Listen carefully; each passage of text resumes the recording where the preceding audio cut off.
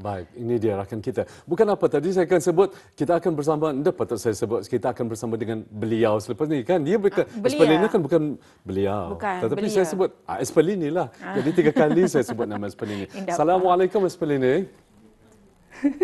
Waalaikumsalam warahmatullahi wabarakatuh. Ya, Apa selamat khabar pagi. Is dan Atul? Alhamdulillah. Kami sihat Jadi walafiat. tadi kan Espelini menyambut katanya 3 kali nasi Espelini disedahkan kan. Kena batuk-batuk. Jadi Espelini, pertanyaan kita pada hari ini, kita mengetahui nanti di hujung segmen Rampai Pagi kita ada segmen make up menjana Solekan, ya. Jadi kalau Espelini sendiri pernah dah mengikuti kursus solekan?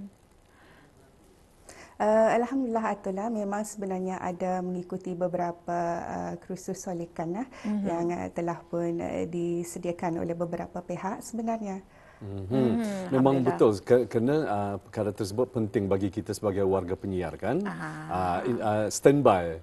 Kalau ada saat-saat terdesak untuk ketani sendiri berperanan untuk solek, kena solek ya. Kena solek. Jadi alhamdulillah sebenarnya banyak manfaatnya ya, dan juga faedahnya untuk ketani bila ketani pandai menyolek. Berdandan sendirilah. Jadi macam masuk TV. Jadi Espelini. Tapi kan Espelini rakan kita di daerah Tutong Majdi pasalnya. Mesti kabak-kabak ni. Kena tanya aku pasal solekan ke ni hanya. Memang out ya. Jadi tanya nanti Majdi apakah soalannya, tapi mungkin saja banyak antara makluman yang akan dikongsikan dari daerah Belait ya. Kita serahkan kepada Espelini, silakan. Baik, terima kasih rakan setugas kita Datuk Iskandar dan Atul. Bismillahirrahmanirrahim. Assalamualaikum warahmatullahi wabarakatuh. Selamat pagi dan salam sejahtera Auda. Alhamdulillah kita dipertemukan lagi menerusi Rampai Pagi dari daerah Belait. Seperti biasa kami akan mengongsikan beberapa info semasa yang akan berlangsung di sekitar daerah Belait. Antaranya ialah pada hari ini akan diadakan bengkel pengurusan jenazah di Bilik Rujukan Perpustakaan Dewan Bahasa dan Pustaka Kuala Belait, di mana ianya akan diadakan insya-Allah bermula pada jam 9 pagi sehingga 12 tengah hari nanti. Dan seterusnya Auda, pada esok pameran dan pertandingan urusan rumah tangga anjuran Persatuan Pertiwi Daerah Belait akan diadakan esok bermula pada jam 11.45 pagi bagi acara perasmian. Sementara itu akan dibukakan untuk kunjungan orang ramai bermula pada jam 1 sehingga 3 petang di Dewan Kampung Pandan Kuala Belait.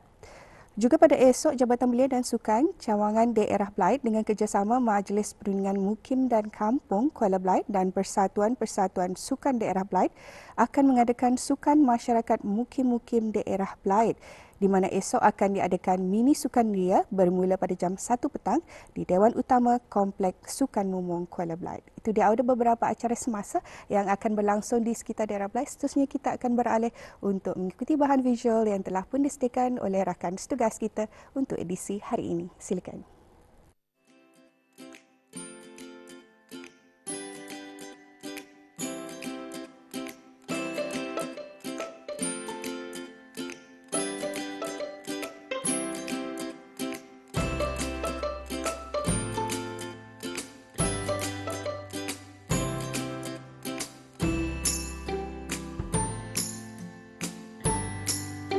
Pendidikan awal kanak-kanak amat penting sebagai persediaan untuk mereka memulakan persekolahan dan menjalani proses pembelajaran memulakan kehidupan. Semasa mereka kecil inilah amat penting untuk diberikan kemahiran hidup sebagai pembelajaran asas kognitif, kemahiran bahasa, kecekapan sosial dan perkembangan emosi. Dari itu, pendidikan awal secara hands-on adalah sangat penting dan berkesan kerana melalui interaksi secara bersemuka bersama guru akan memberikan impak pemahaman yang lebih baik. Seperti apa yang diarahkan oleh Kementerian Pendidikan yang mana kalau parent macam kalau di sekolah kalau orang parent datang memang by drop off saja macam Indah boleh masuk ke kawasan sekolah lah parent. So anak-anak kami akan cikgu-cikgu akan ambil daripada kereta. Tapi sebelum itu, ini parent kami minta untuk untuk men-send lah dorang punya QR code dorang lah dari rumah lah tu whether dorang tu hijau lah. So mana-mana yang macam kuning, merah tu memang kami Indah menggalakkan sekolah lah, and memang kami pesan kepada para ibu bapa kiranya anak dorang tu demam, flu, sesama kah punya simptom-simptom macam tu jangan disekolahkan lah. Satu. So bila sudah benda tu clear, then baru tahan kiranya yang boleh ke sekolah.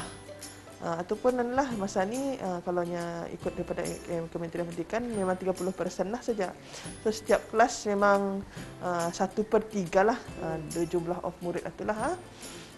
Ambil dorang datang, ambil temperature, sanitize dorang punya tangan.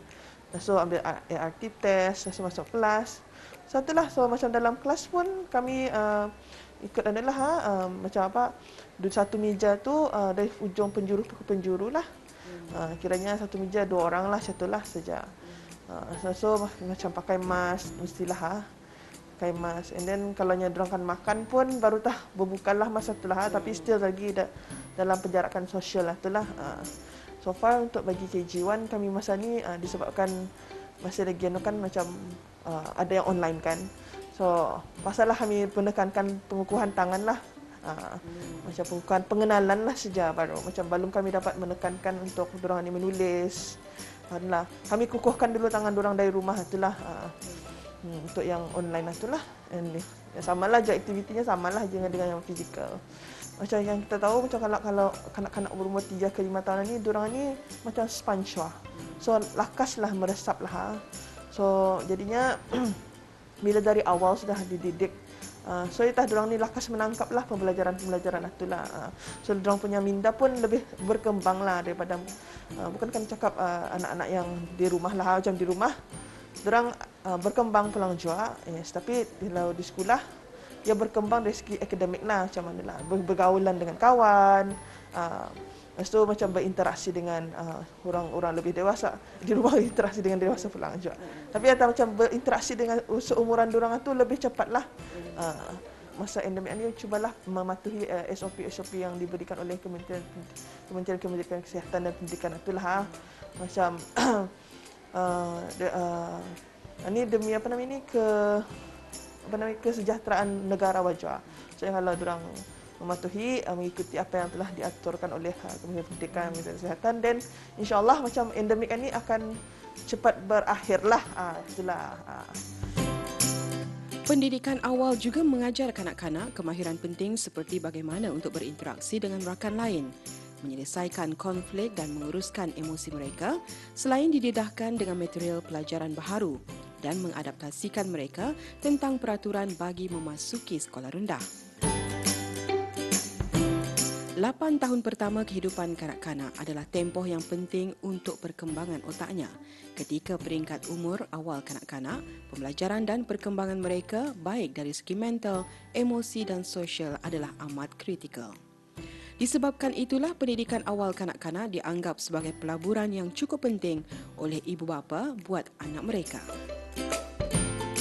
Tugasan latihan disesuaikan dengan keupayaan anak-anak bukan dari segi usia sahaja, tapi bagi memastikan kanak-kanak menyelesaikan masalah dengan bebas dan mampu berdikari sendiri untuk berhadapan dengan persoalan yang lebih kompleks. Kaedah tersebut menjadikan kanak-kanak dapat mengecapi kejayaan awal ketika mereka menyelesaikan tugasan dan berkembang ke tahap seterusnya, sekaligus mengajar mereka untuk menggemari pembelajaran.